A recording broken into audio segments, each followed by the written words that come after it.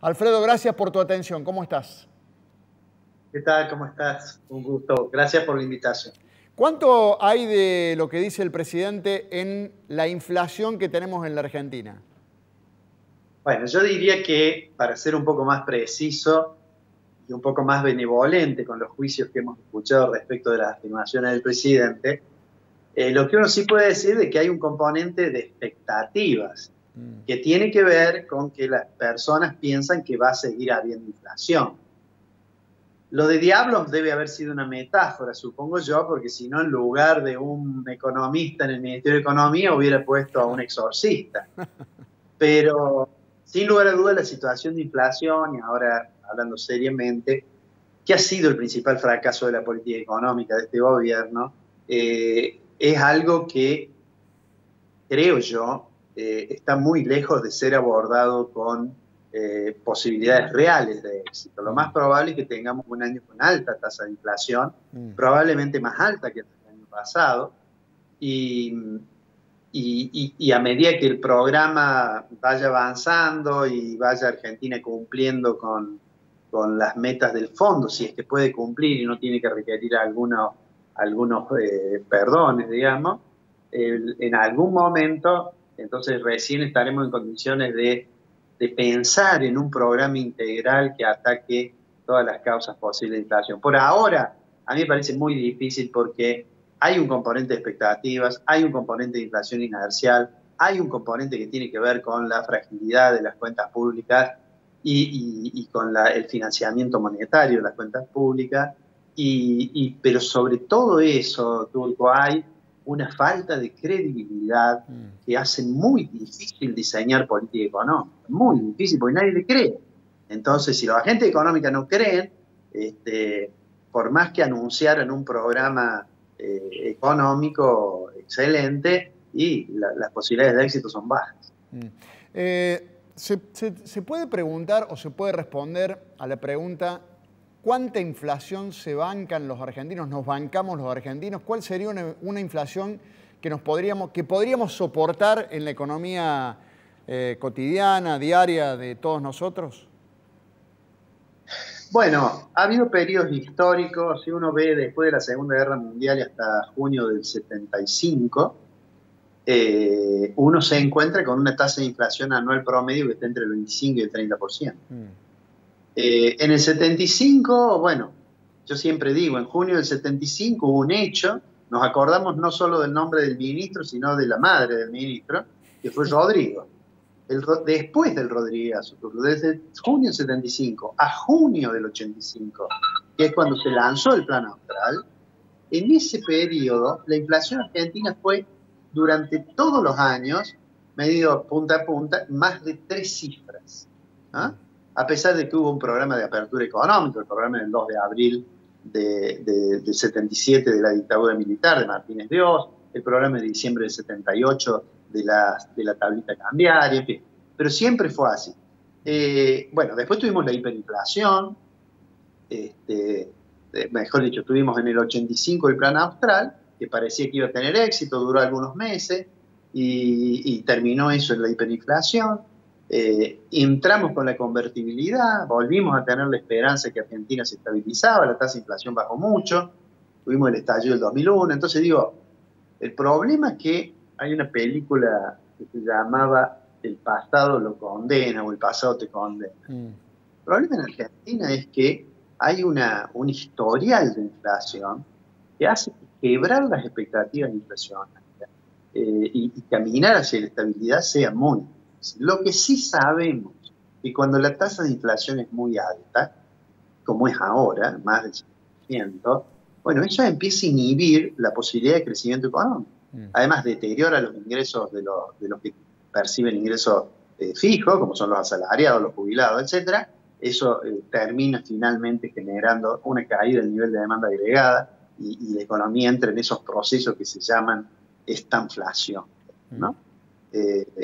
Yo honestamente creo que el gobierno debería haber presentado, primero creo que el acuerdo con el fondo debió haberlo firmado mucho antes, pero además debería haber presentado un programa discutido con todos los sectores, no solamente con los sectores sindicalistas, empresarios, sino con los sectores políticos, políticos, un programa de lucha contra la inflación que abarcara los 4 años de su gobierno. Claro. No es una tarea fácil, ¿eh?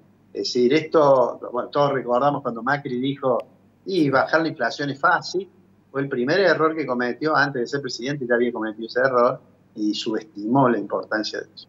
Sí. Alfredo, ahora le pregunto no al economista, aunque es muy difícil de separar, al profesor universitario. A ver, si me podés explicar, como si yo fuera tu alumno, ojalá, ¿por qué se dice muchas veces que al gobierno le conviene la inflación o que por eso no está tan entusiasmado en controlar o en bajar la inflación? ¿Por qué? Bueno, hubo una época, antes que las economías se indexaran, digamos, Sí. en que en realidad los gobiernos tenían un problema con la inflación, porque cuando iban a cobrar el impuesto, en realidad la inflación le había deteriorado lo que cobraban, ¿no es cierto? Porque deterioraba las bases imponibles. Eso se conoció en la literatura con el nombre de un célebre economista argentino, Olivera. Se conoció como el efecto Olivera-Tanzi. Pero eso fue hace mucho tiempo. Después los sistemas tributarios, primero los plazos para recaudación comenzaron a ser más breves y a su vez los gobiernos comenzaron a gravar sobre, digamos, y a percibir sobre el nivel nominal. ¿Qué quiero decir con esto? Lo que pasa ahora es que en realidad, si hay mucha inflación, puede ser que si uno demora un poquito un pago, el gobierno pierda algo. Pero lo que sí es cierto es que cuando hay mucha inflación, se licúa parte del gasto público. El gasto público en Argentina, digamos, básicamente es lo que uno podría llamar salarios, el gasto social, previsión, ¿no? Jubilación. Los gastos de previsión. Jubilación. Entonces, bueno, los ajustes se demoran de eso, ¿no es cierto? De los salarios, de las jubilaciones. Y entonces lo que en realidad pasa es que en términos reales, el gobierno gana cuando la tasa de inflación es un poco más alta. Y por esa razón es que muchos sugieren, yo no comparto totalmente, pero muchos sugieren que el gobierno no quiere bajar mucho la inflación. ¿Por qué? Porque para cerrar las cuentas públicas, en este programa digamos, y dar contenido al programa de facilidad extendida del Fondo Monetario, tiene una senda fiscal, un caminito que va reduciendo el déficit fiscal como porcentaje del producto. Y entonces dicen, bueno, si hay inflación, lo vais reduciendo no porque baje el gasto voluntariamente, sino porque va a bajar el gasto público de salarios, previsión o transferencia gracias a la inflación. Bien. Entendí, profesor. Ahora, la última consulta que te hago es el motivo por el cual te habíamos convocado a este programa, cosa que vuelvo a agradecer tu gentileza, es respecto al acuerdo con el Fondo Monetario Internacional, ya ratificado por el Congreso. Vos acabas de decir que se demoró el gobierno, pero bueno, ya está el acuerdo. El viernes el fondo le dio el ok. Se vienen, o sea, como parte del acuerdo, 45.000 millones de dólares que el fondo le presta para que Argentina le pague al fondo. Por ahora van a ser 9.000 millones de dólares, 2.600, 2.700 tiene que pagar la Argentina. Le va a quedar en caja más o menos 6.000 millones para engrosar las cuentas del Banco Central, las arcas del Banco Central. Con este acuerdo con el fondo, la Argentina va a tener dólares y entonces va a poder importar, no va a tener el problema de la falta de dólares. Contame un poco qué es lo que se viene ahora, ya en el corto plazo. Bueno, teóricamente esos fondos adicionales, digamos, que recibiría por encima de lo que va a pagar, y que tiene que ver con que son fondos que Argentina ya pagó, ¿no? Porque sí, veníamos pagándole, ¿no? Entonces ahora, como le dan un monto de crédito igual a aquel que nos habían dado, y como una parte ya lo había pagado Argentina, nos va a sobrar un poco para fortalecer las reservas internacionales, y eso debería permitir una mayor tranquilidad en el mercado cambiario, bajar las expectativas de devaluación y eventualmente, digamos, mejorar un poco las facilidades para importar, ¿no? Pero lo que tenemos que tener claro, o sea que en ese sentido es bueno. Yo creo que, por otra parte, Argentina, cuando a mí me preguntaban si tenía que firmar con el fondo, yo decía, es obvio que tiene que firmar porque no tiene otra opción. No había otra opción. La otra opción era una opción muy mala, que era caer en un incidente de impago, de camino al default. Entonces, pero, y acá me parece que hay una cuestión que es importante respecto a lo que me preguntaste, ¿no? Pero lo que hay que tener claro es que este programa no resuelve los problemas por los cuales llegamos a esta situación. Este programa es como si yo le debo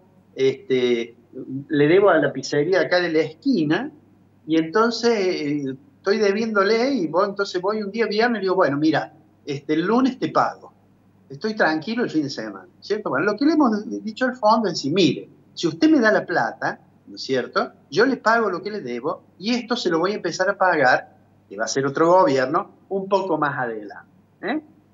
Entonces, lo que es indiscutible es que hacía falta hacerlo, lo que también es indiscutible, que de aquí al momento en que haya un futuro gobierno, sea del mismo signo político de otro, Argentina se va a tener que sentar a negociar de nuevo, porque va a tener los vencimientos que afrontar, más los vencimientos de los tenedores de bonos que reestructuramos la deuda, lo va a tener de acá a 30 años. Complicado el panorama y además va a tener que hacer algunas revisaciones de las cuentas públicas porque el fondo ya adelantó que la primera revisión no va a ser en junio, ni julio, sino en mayo. Ya nos empiezan a controlar y están hablando de reformas, de controlar el gasto, de bajar el gasto, de reformas en el sistema previsional. O sea, se viene una situación complicada en ese sentido.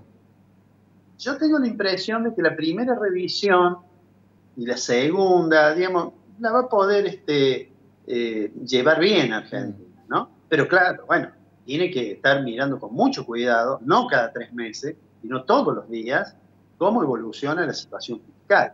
Yo creo que hay otro punto que es complicado y que me parece que es, te diría, más complicado que lo fiscal, y que es el compromiso de no monetizar, es decir, que la asistencia financiera del Banco Central al Tesoro no excede un punto del producto.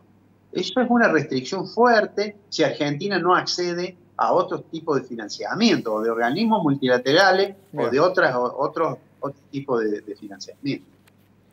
Alfredo, un gusto tenerte con nosotros de nuevo. Gracias por tu atención. Un abrazo cordial. No, al contrario, muchísimas gracias a vos.